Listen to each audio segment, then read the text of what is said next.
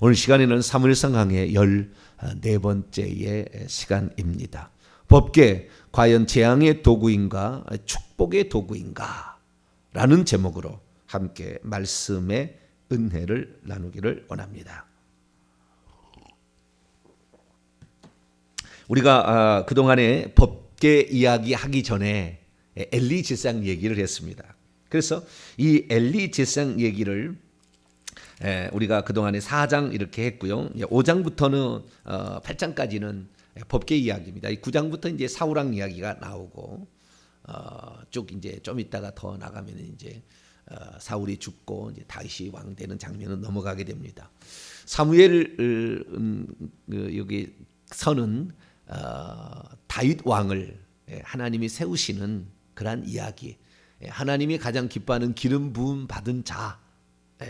천국에서 왕노릇 하는 자가 누군가 라는 것을 표현해 주는 거죠. 우리가 창세기에서도 시작하다가 아브라함, 이삭, 야곱, 요셉에서 왕노릇 한 자가 누군가 이렇게 얘기하듯이 또한 이렇게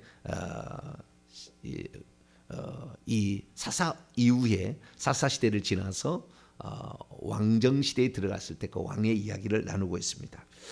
중간에 이제 그 두 가지였죠. 첫 번째 중간은 한 가지요. 첫 번째는 엘리 제사장 가문이 어떻게 쓰러져 갔는가라는 얘기를 하고, 그다음 중간에 이제 법궤 이야기합니다. 법궤.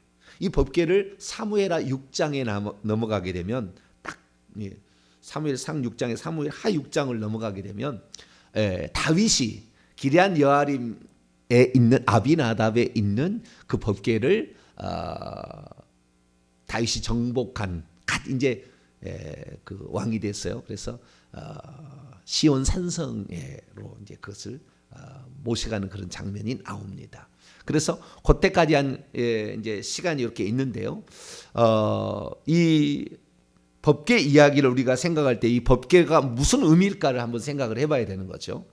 법궤는 이제 하나님께서 거기에 계셔서 모세와 만난다라고 출애굽기 25장에 그렇게 얘기를 했기 때문에 하나님의 임재의 도구라는 것으로 우리가 이제 보통 알려져 있습니다. 그런데 하나님의 임재의 도구라고 말하는 게 틀린 게 아니에요. 아주 옳은 지적이고 옳은 해석이라고 보여집니다. 그런데 이 하나님께서 거기에 계신다 그 말이잖아요. 하나님 거기에 계신다. 거기에 계시는데 우리가 알아야 될 게 뭐냐면 하나님이 거기에 계신다고 했을 때에 그 법궤가 하나님이 거기에 계시면 오늘 이스라엘 민족으로 다시 돌려지잖아요. 블레셋에 빼앗겼다가. 그러면 블레셋 사람에게는 복이 임해야 되는데 이 블레셋 사람에서 이스라엘로 왔으면 이스라엘 사람이 복을 받아야 되는데 이스라엘 사람에도 큰 슬픔이 찾아왔어요. 5만 70명이라는 어마어마한 사람이 죽어나갔습니다. 그럼 법궤는 축복의 도, 하나님의 임재에 계시면 그게 축복인가요? 저주인가요? 지금? 한번 생각해 봐야 된다는 거예요. 그러니까 하나님의 임재의 도구라는 해석이 완전히 틀렸다고 말할 수는 없어요. 틀렸다는 말할 수는 없으나 정확한 의미는 뭐냐라고 했을 때는 하나님의 임재의 도구라는 측면에 맞기는 하지만 정확히 표현했을 때는 결론부터 얘기합니다. 이것은 하나님의 말씀을 상징한다. 왜? 법궤라고 하잖아요. 이 법궤라는 건 뭡니까? 법을 넣어둔 상자라는 뜻이지 않습니까?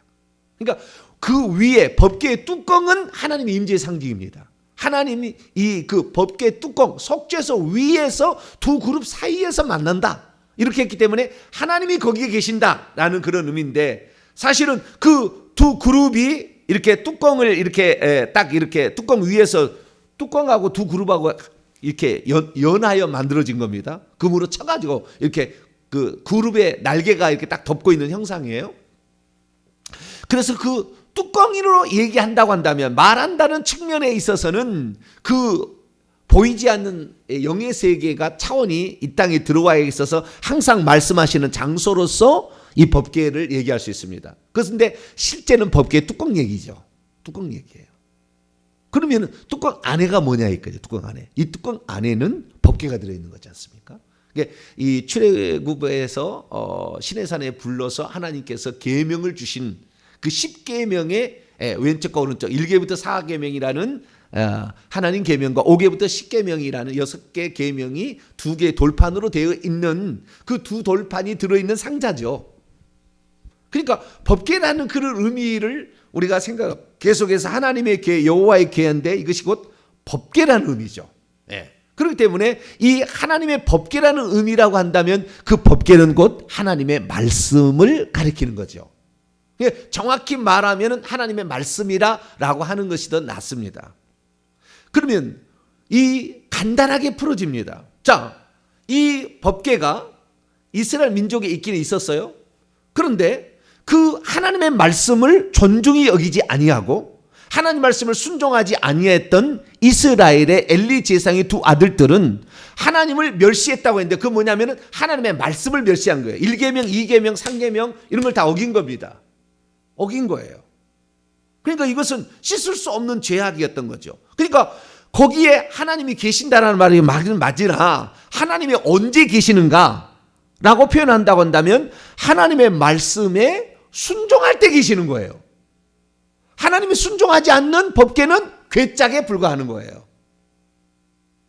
그래서 하나님의 말씀이라는 것에도 방점을 줘야 되는 겁니다. 하나님의 임재라는 것보다 하나님의 말씀을 존중하는 자에게는 임재하는 것이고 하나님 말씀을 존중하지 않는 자는 거기에 임재하는 장소를 할지라도 임재하지 않는 것입니다. 오히려 뭡니까? 오히려 심판의 장소가 되어버려요. 임재의 장소가 지키시고 보호하시고 함께하는 장소가 아니라 하나님의 말씀을 멸시하는 자들에게는 그 법궤 뚜껑이 심판의 장소가 되는 거예요. 심판의 장소가. 그래서 이것은 이방이 됐든 그 다음에 하나님을 믿는 유대인이 됐든 하나님을 믿는 이스라엘 백성이 되었든 간에 오늘날의 교회가 됐든 간에 하나님의 말씀을 멸시하면 하나님이 계시다는 그 장소는 심판의 장소가 되는 거예요. 이게 아주 중요한 핵심입니다. 자, 다시 이제 표현을 해봅니다. 전까지 이야기를 더듬어서 이 이스라엘과 그 다음에 블레셋이 이스라엘은 에베네셀 그리고 블레셋은 아벡에서 전투를 벌였어요. 아벡 전투를 통해서 3만 명, 4천 명 죽고 3만 명 죽고 2차의 전쟁에 의해서 완전히 실패했는데 거기에서 법궤를 빼앗았죠. 그래가지고 자기들의 신이 전쟁에 이기겠다 해서 블레셋이 전쟁에 승리함으로 그 법궤를 자기들의 신당에 집어넣어놨습니다. 아스돗에 있는 다곤의 신당에다가 전리품으로 신이시여 다곤 신이시여 우리가 전쟁에 이겼습니다. 당신이 우리를 이기게 하시니 감사합니다. 여기 전리품이 있습니다. 저들의 신을 우리가 잡아왔습니다. 막 그런 거 아닙니까? 그래가지고 다곤 신단에 그걸 넣어놨다 그 말이에요. 그런데 그 다음날 아침에 보니 다곤 신이 그 앞에 엎드렸는데 코가 땅에를 닿아서 법궤에 절하는 거예요. 절하는 거죠. 엎드려 절하는 거예요.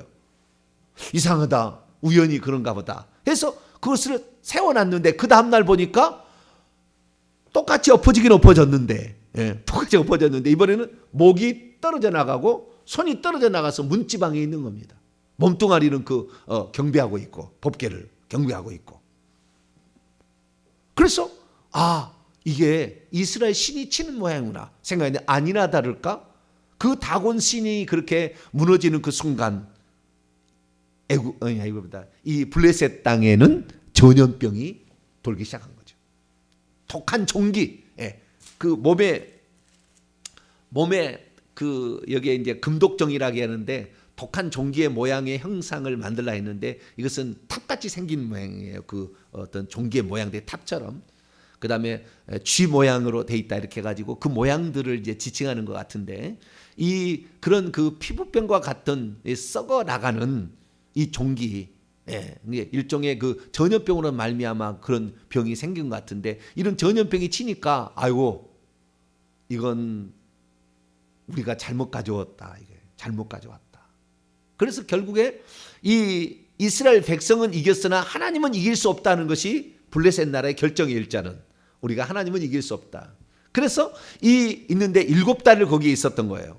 근데 이 7달이니까 아무도 처음에 아스도드에 있다가 에그론에 또 가드로 보냈다가 다시 에그론으로 보냈다가 막 이러잖아요.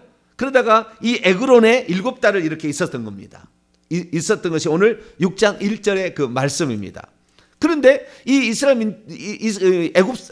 맨날 애굽이라고 하는데 이 블레셋 사람들이 블레셋이 하도 안 쓰다 보니까 애굽하고 맨날 하는 말이 입이 그렇게 나와요. 블레셋 사람들이 이러다가 그런데 무슨 일이 있었냐면 그 전염병이 조금 있다가 끝날 줄 알았는데 끝나지 아니하고 블레셋 땅에 전역으로 계속 여기에 여호와의 손이라고 합니다. 여호와의 손이 강하게 쳤다고 얘기하고 있다고요. 계속 그 질병이 떠나지 않는 거예요. 그러면 큰일 났다. 우리가 이 신을 노여한 게 아닌가라는 생각을 하게 됐고 심지어 어떻게 됐냐면은 그 전염병이 5방백에까지 다 미쳤다고 얘기를 합니다. 그러니까 그 지도자에까지 그 징계가 머무르니까 이제 이 일을 어찌할꼬 라고 해서 이제 이 블레셋의 그 제사장 물고기 형상을 얘기했지 않습니까? 제사장들과 점쟁이들을 불러다가 이 일을 어떻게 하면 좋겠느냐. 이것은 여호와의 신이 더 강력하게 지금 역사하는 거니 지금 여호와의 신이 노예하셨다. 그렇기 때문에 그 여호와의 신에게 속건제, 죄를 지었다고 하고 또한 그 함부로 물건을 여호와의 성물을 함부로 범한 자는 속건제를 드리라고 그랬습니다. 그래서 하나님의 물건을 함부로 대했기 때문에 우리가 제사를 드려야 되는데 속건제사, 속죄제, 죄만 속한 것이 아니라 변상까지 생각하는 그러한 것으로서 뭔가도 드려야 된다는 거예요. 그래서 달래서 그 다음에 얼러 가지고 이분을 모셔서 다시 이스라엘에 돌려드려야 된다는 거죠. 이 결론이 그겁니다. 그래서 그 사람들이 여호와의 손이 그들을 치는 것에 대해서 매우 두려워하고 이들을 어떻게 보낼까라고 이제 방법을 하는 겁니다. 자, 4절 5절 한번 읽어봅시다. 그렇게 하지 아니하면은 병도 낫지 아니하고 여호와의 이 치는 손이 옮기지 않을까라는 거예요. 4절 5절 시작. 그들이 이르되 무엇으로 그에게 속건제를 삼을까니 이르되 블레셋 사람의 방백의 수요대로 금독종 5과 금지 5마리라 하리니 너희와 너희 통치하게 내린 재앙이 같음이니라. 그러므로 너희는 너희의 독한 종기의 형상과 땅을 해롭게 하는 쥐의 형상을 만들어 이스라엘 신께 영광을 돌리라. 그가 혹 그의 손을 너희와 너희의 신들과 다곤신 뭐 이런 거죠. 너희의 땅에서 가볍게 하실까. 그냥 무겁게 지금 그 벌을 내리고 있다는 거예요. 그래서 그렇게 바쳐야 된다 이렇게 얘기를 하는데 이 바치고 나서 그러면 어떻게 이스라엘로 보낼 거냐 이거예요. 이스라엘로 보내다가 자기들이 죽임을 당할 것 같으니까 그러면 좋은 방법을 써보자 이거예요. 좋은 방법이 어떻게 하면은 이게 진짜 혹시 지금까지 있던 게 혹시 우연일 수도 있다. 만약에 우연일 수도 있으니까 우리가 마지막 이 방법을 한번 써보자. 그래서 이제 젖나는 암소, 그러니까 새끼 송아지들을 낳은 암소들 아직 멍에를 매지 않았어요. 그러니까 아직 뭐 노동이 아니라 순결한 그러한 암소가 있는데 새끼를 낳았다는 거예요. 그러면 암소는 새끼에 굉장히 관심이 있잖아요. 네. 그런데 그 암소가지 2마리를 갖다가 여기는 암소가 아닌데요. 네. 제가 그린 그림이 아닙니다. 제가 그린 그림이 아니기 때문에 저한테 야단을 치지는 마세요. 이건 숫소입니다. 암소 2마리를 구해다가 이 암소 2마리에다가 수레를 하나 달아가지고 처음으로 이제 수레를 몰아보는 거예요. 한 번도 수레를 몬 적이 없어요. 그러면은 처음에 여러분 그 소를 멍에를 뚫어가지고 이 소를 몰게 될 때 송아지가 제대로 길 안 갑니다. 처음에는 연습 많이 해야 돼요. 그런데 한 번도 아직 멍에를 매지 않은 그런 암소니까 지 맘대로 갈 거라는 거예요. 만약에 지 맘대로 갈 거예요. 2번째 송아지를 집에다 두고 이 베세메스 저 이스라엘로 향한 그 길에 이 송아지를 두고 그 다음에 수레를 해서 송아지를 가게 하면 송아지가 저 이스라엘 나라로 계속 가면은 이건 하나님이 진짜 한 것이고 송아지가 한 번도 멍에를 매지 않기 때문에 막 막 자기 막 이렇게 막 흔들고 그 다음에 앞으로도 가지 않냐고 다시 돌아와 가지고 송아지 있는 데로 와버린다. 그러면은 이것은 우연이 된 것이다. 이렇게 판단을 해서 그렇게 해보자고 한 겁니다. 그래가지고 저 뒤에다가 뒤에 보면 뭐가 보여요, 안 보여요? 파란색에 뭐 들었을까요? 금족동 자살하고 금지 5이 거기에 들었겠죠. 그리고 그 법궤가 뒤에 있지 않습니까? 예, 법궤 그 중간에 보면은요 꿰채가 들어가는 고리 2개가 딱 있는 거 보이죠? 예, 거기다가 채까지 있는데 그 채가 그 밑에 2개 있는 것인가 없는가는 잘 모르겠지만 좌우지간 그림은 그렇게 그려놨습니다. 그래서 이렇게 보내자고 한 거예요. 그래서 저 베세메스로 보내자는 겁니다. 베세메스로. 그래서 이 베세메스로 이렇게 보내는데 진짜 가는가를 이 블레셋 사람이 쳐다보는 거죠. 아, 이게 진짜인지 아닌지. 근데 이 암소가 뒤도 안 돌아보고 그 큰 도로를 곧장 가서 베세메스로 갔다는 거 아니에요. 그래서 베세메스가 이 농사할 그런 밀을 거두는 시기라 그걸 보게 되고 그걸 갖다가 이걸 어떻게 할 거냐. 법궤는 내리고 그다음에 거기에 금독종 이런 건 다 내려놓고 수레는 빻아서 이렇게 그다음에 암소들은 잡아서 번제로 하나님께 영광을 돌렸다라는 내용의 그림이 요 그림이 되겠습니다. 이것은 제가 그린 것이 아니다. 인터넷에 떠도는 그림이니까 좌우지가 참고하라고 제가 말씀을 드립니다. 자, 그러면은 제가 왜 이 얘기를 하냐면은 블레셋 지역에 법궤가 갔다는 거예요. 그런데 그는 블레셋에 갔을 때에 하나님께서는 법궤 위에 있는 그 속죄소에 없었느냐를 한번 생각해 보자는 거죠. 없었느냐? 있었죠. 있으니까 징계를 내리는 거죠. 다곤을 굴복을 시키고 그 다음에 블레셋의 5 방백과 거기에 속한 백성들을 치는 겁니다. 하나님이 직접 쳤을지 아니면 천사를 보냈을지는 아직 제가 거기까지 안 들어가 봐서 모르겠지만 자우지간 하나님이 거기에 계셨던 거예요. 그 다음에 하나님 말씀도 거기에 있었던 겁니다. 그러니까 하나님과 하나님의 말씀을 인간이 칠 수는 없어요. 그건 전능하니까 아무 데릴 수 없어요. 그런데 이것이 정말 하나님의 임재의 장소였다면은 어떻게 되냐면은 블레셋도 복을 받아야 되는 겁니다. 블레셋이 모셔갔으니까. 근데 블레셋은 복을 받지 않냐고 재앙을 받았잖아요. 그래서 블레셋 사람들이 이것을 돌려보냈다고 해요. 그래서 이스라엘 벳세메스, 벳세메스예요. 태양의 집이라는 거죠. 벳을레헴 떡집 하듯이 벳세메스, 태양의 집이라고 불려지는 그 이스라엘과 블레셋의 경계에서 이스라엘 땅에 속했던 그 벳세메스에 이걸 보냈다고 말해요. 벳세메스 사람들이 이걸 보고 너무 기뻐가지고 법궤가 스스로 돌아왔네요. 뭐라고요? 법궤가 스스로 돌아왔네. 그러니까 우리가 하나님은 뭐 거룩하다 말해서 거룩한 것이 아니고 전능하다 말해서 전능한 게 아니고 전지하다 그래서 전능한 게 아니라 그분은 원래가 거룩하고 그분은 원래가 전지하고 그분은 원래가 전능합니다. 할렐루야. 그분 스스로 살아계시지 우리가 뭐라고 해서 이스라엘 민족이 한 일이 아무것도 없어요. 블레셋에 지네들이 가져갔다가 지네가 돌려보내는 겁니다. 하나님을 인간은 해볼 수 없는 거죠. 그래서 보낸 겁니다. 그런데 벳세메스 사람들이 어떤 사람들이냐 놀라운 사실은 자 여호수아서 21장을 볼까요? 여호수아서 21장.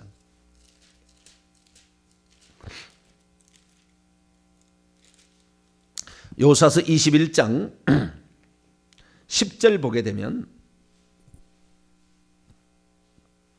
10절에 13절로 넘어갑니다. 시간이 없어. 13절 읽습니다. 시작. 제사장 아론의 자손에게 준 것은 살인자의 도피성 헤브론과 그 목초지요 또 림나와 그 목초지와 여기 보면 아론 자손이 기업으로 받은 13성읍이 있습니다. 그러니까 레위 지파가 받은 48개 성읍 가운데 제사장이 받는 13개 성읍이 있다고 말이에요. 성읍이 따로 흩어져 살았지 않습니까? 레위 자손들은 48개 가운데 13성읍이 제사장이 받는 그러한 땅이었는데 그 중에 하나가 도피성인 헤브론입니다. 이 헤브론에 그래서 누가 살았느냐? 누가복음 1장에 엘리사벳 사가랴가 거기 살았어요. 제사장이라 그래요. 제사장. 그래서 제사장 24 반차 중에 아비야 반차의 제사장이 사가랴였다. 이렇게 나오는 거예요. 헤브론이 그런 곳입니다. 그 다음에 16절을 보세요. 거기서 여호수아 21장 16절 시작. 아인과 그 목초지와 윳다와 그 목초지와 베세메스와 그 목초지니 이 두 지파에서 9성을 냈고, 여기에 보니까 지금 유다 지파 땅 내에 헤브론이나 베세메스는 유다 지파 땅 내에 있는 도피성이거든요. 근데 베세메스는 뭐냐? 이 베세메스가 바로 제사장의 성읍이었어요. 그러니까 지금 블레셋 사람들은 아수도에서 가장 가까운 곳에로 이스라엘에게 그 법궤를 보내겠다고 보냈는데, 그 보낸 그 베세메스는 뭐냐? 제사장들이 살고 있었던 거예요. 제사장 거울이었던 겁니다. 그래서 베세메스 사람들이, 자 보세요. 베세메스 사람들이 어떻게 해서 그들이 제사를 드릴 수가 있겠습니까? 불가능한 겁니다. 누가 있으니까? 제사장이 있으니까 제사를 드렸지. 나중에 사울왕이 자기가 제사 드렸다가 폐위당한 거 아닙니까? 네. 누가 제사를 드릴 수가 있어요? 제사장이 아닌데. 불가능한 거죠. 그래서 여기에는 제사장들입니다. 그래서 이 제사장들이 번제와 다른 번제로 이렇게 다른 제사로 하나님께 화목제를 드렸든지 뭐 좌우지간 속죄를 드렸든지 뭘 드렸겠죠. 이렇게 제사를 드린 겁니다. 그런데 이렇게 해서 돌아옴으로 말미암아 하나님이 거기에 계시는데 하나님의 말씀을 모르는 자들은 재앙으로 임합니다. 항상. 여기에 지금 블레셋도 마찬가지였고 홈리와 비나스도 마찬가지였잖아요. 근데 베세메스에는 제사장들이니까 제사를 드리는데 문제가 없었다고요. 그런데 그들이 법궤를 맞이할 때는 수레에 모셔온 그러한 법궤를 맞이한 거 아닙니까? 그러나 그들은 제사장이었기 때문에 법궤를 만져도 아무 상관이 없었어요. 법궤를. 그런데 어떤 일이 있었느냐? 슬픈 일이 생깁니다. 19절입니다. 사무엘상 6장 19절 읽습니다. 시작. 베세메스의 사람들이 여호와의 궤를 들여다본 까닭에 그들을 치사, 그분이 그들을 치신 거예요. 5만 70명을 죽이신지라 여호와께서 백성을 쳐서 크게 살육하셨으므로 백성이 슬피 울었더라. 엄청난 많은 사람들. 이 5만이라는 것이 가로쳐져 있는데요. 이 5만이라는 것이 어떤 데는 없는 데도 있어요. 그러니까 이 히브리어 성경을 시리아에서 번역한 시리아역이나 아라비아에서 번역한 아라비아역을 보면 5만 70명이라고 되어 있던 이것이 어떻게 되어 있냐면요. 5만 70명이라고 되어 있네요. 여기는 시리아역과 아라비아역은. 그런데 그 갈대아역을 보게 되면 장로가 70명이고 일반 평민은 5만 명이라 이렇게 되어 있고요. 그 다음에 70인 영을 보면 5만 명과 70명. 그래서 5만 명이 없는 것 같기도 하다 이렇게 하는 거예요. 그러나 히브리어 성경에 본 거기는 5만 70명이 되어 있습니다. 근데 없는 것이 있어가지고 가로쳐놨는데요. 어마어마한 수가 죽었다는 거예요. 그때 당시에. 그러니까 법궤가 돌아왔다는 것 때문에 수많은 사람들에게 이것이 소문이 나서 법궤를 보러 사람들이 많이 오지 않았었겠는가 추정을 해볼 수가 있고, 왜냐하면 당시에 예루살렘 인구가 뭐 7만 명, 7만 명 이 정도밖에 안 됐으니까 어마어마한 도시로. 그러니까 어마어마한 사람들이 법궤를 보기 위해서 베세메스로 몰려들었을 가능성이 있습니다. 그래서 많은 사람이 죽은 거예요. 왜 죽었느냐? 이들은 제사장의 사람들이었는데, 근데 이 제사장 사람들은 정확히 뭘 알아야 되냐면은 법궤를 이것을 관리하는 법을 이미 알고 있었거나 있었어야 됩니다. 그런데 그것을 제대로 못한 겁니다. 자, 민수기 4장 법궤를 어떻게 관리해야 되느냐?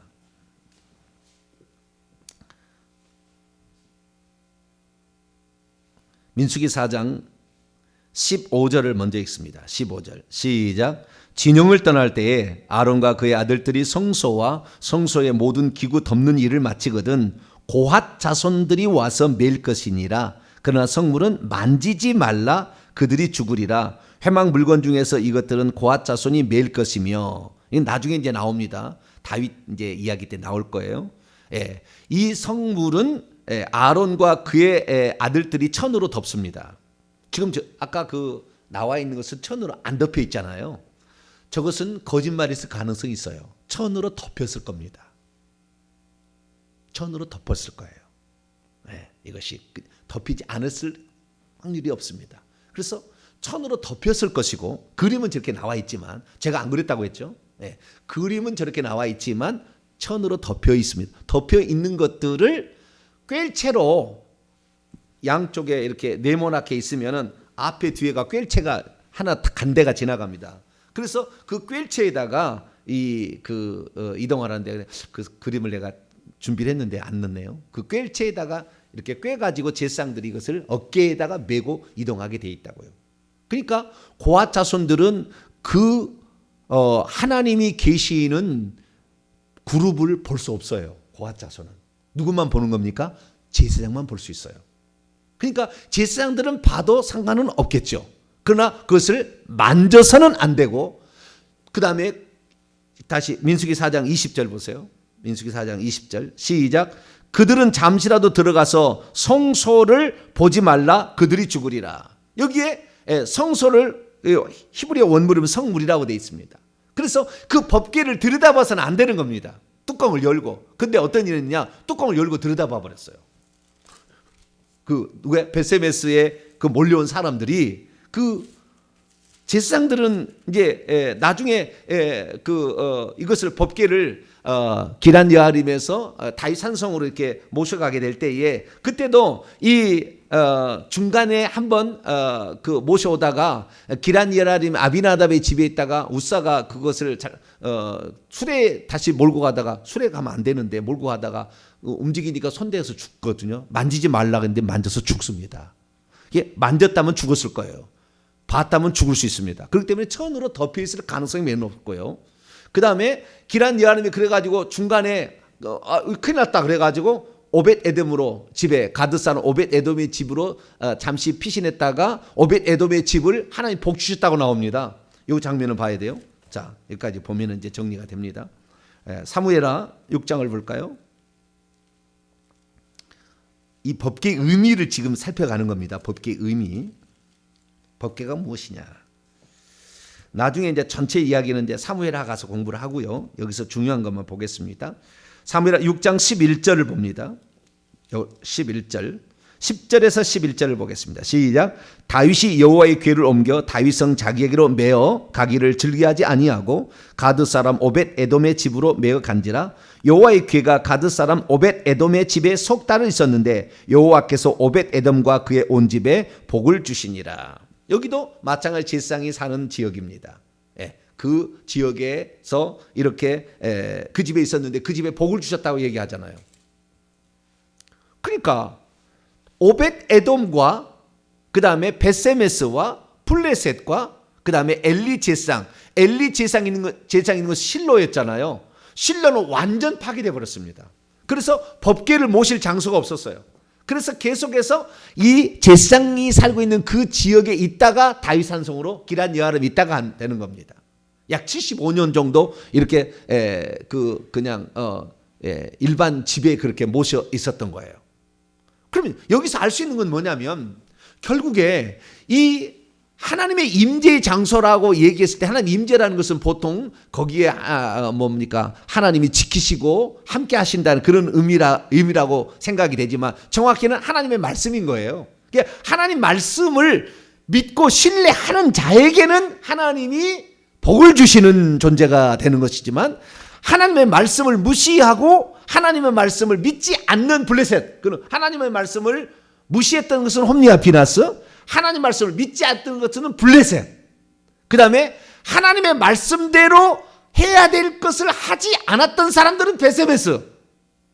그러니까 각기 처벌이 다른 거예요. 자, 만약에 이 법궤가 재앙의 도구였다 그러면은 베세메스 오자마자 베세메스 사람이 복을 받아야 되는 거예요. 그게 아닌 겁니다. 베세메스에 지금 있는 사람들도 다 어떤 거예요? 베세메스 하나면은 그 재앙의 도구가 아닌 겁니다. 천으로 덮여 있었겠어라고 추정이 되고, 그래서 그 법궤를 모셨기 때문에 상관없었으나 법궤를 사용하는 방법을 제대로 몰랐던 겁니다. 오늘날에 이건 똑같이 적용되는 것입니다. 하나님을 모르는 사람들은 자기 나름대로 생각해서 어떻게 할까 해서 수레를 어떻게 해보자, 그 다음에 거기다가 속건제를 드리자, 자기 나름대로 했잖아요. 재물을 드려야지 금을 드려서 되겠습니까? 속건제로. 근데 그런 것도 없지만 좌우지간 이방인들은 자기 나름대로 하나님을 그렇게 섬기겠다고 부지런히 노력하니까 하나님이 봐준 것이지만,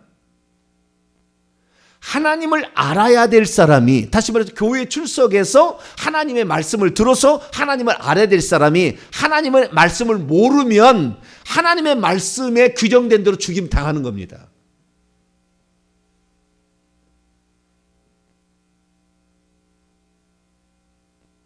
왜? 하나님 말씀을 당연히 하나님이 계시는 집의 처소에 있다고 한다면 하나님 말씀을 배워야 되는 거죠.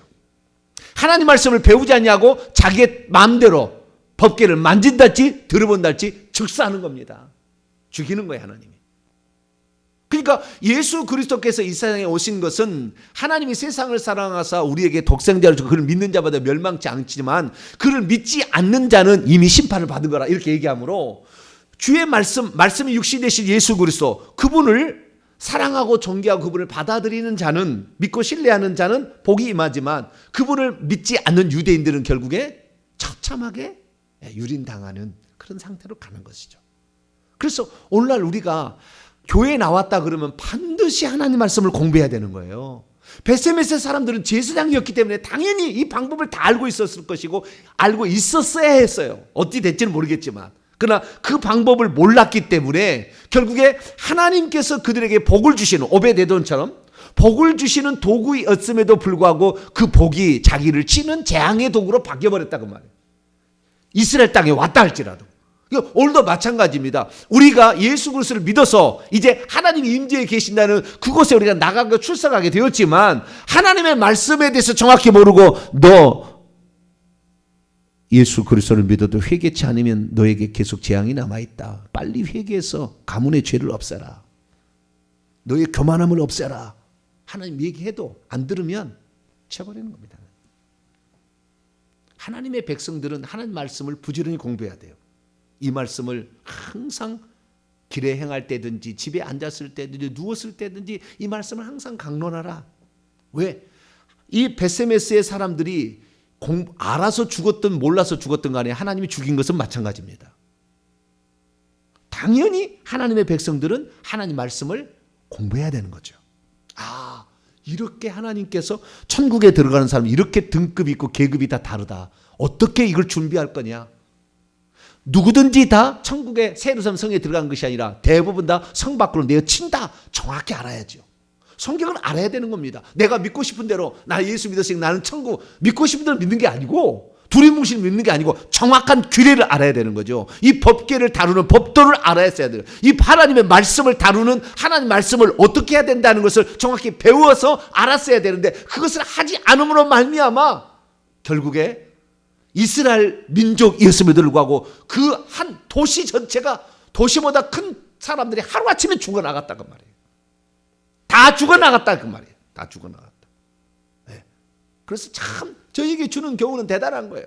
내가 교회 나왔다, 나 예수 믿는다 해서 복받는 게 아니라 하나님의 말씀을 어떻게 우리가 배우고 공부해서 알아서 그 규례를 알아야 되는 것이지 성경에 나와 있는 대로 예수님 말씀대로 하는 거지 교리 따라 하는 게 아니라고 말이에요. 우리가 교회 목사님이 얘기하는 대로 하는 게 아니라고 말이에요. 성경대로 하나님은 집행하실 거니까. 그래서 우리는 더욱더 하나님께 나와서 이 말씀을 공부하고 내가 지금 어디에 지금 잘못된가? 내가 천국에 들어가기는 무엇이 지금 잘못되었는가?